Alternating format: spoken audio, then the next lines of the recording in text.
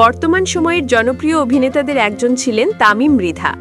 YouTuber এবং গায়ক হিসেবেও ছিলেন প্রায় সমান জনপ্রিয়। কিন্তু অনেকদিন ধরেই শোবি জগৎ থেকে দূরে তিনি পুরোদমে হাঁটছেন ধর্মের পথে। তার বাহ্যিক রূপেও এসেছে ব্যাপক পরিবর্তন। রাখছেন দাড়ি, প্রকাশ করছেন নানা ধরনের ইসলামিক কন্টেন্ট। তামিম মৃধাকে প্রায়ই সাক্ষাৎকারে দেখা গেলেও তার আলোচনার বিষয় থাকছে ইসলামিক বিষয়গুলো নিয়েই। এছাড়া রোজকার দিনে নিয়মিত ধর্মের কাজেই মনোযোগী তিনি। অভিনয় ছেড়ে দেওয়ায় ভক্তদের কাছ থেকে রিজিক নিয়েও প্রশ্নের মুখে পড়েছেন তামিম। এবার তারই জবাব দিলেন তিনি। সম্প্রতি ওমরা পালনে যান তামিম মৃধা। সেখান থেকে সোমবার তার ফেসবুকে নিজের একটি ছবিও প্রকাশ করেন তিনি। রিজিক প্রসঙ্গে সেই পোস্টে তামিম লিখেছেন, আমাকে অনেকেই জিজ্ঞেস করে এখন আমার রিজিকের কি অবস্থা। আমি ভাবি রিজিক নয় আসলে কি।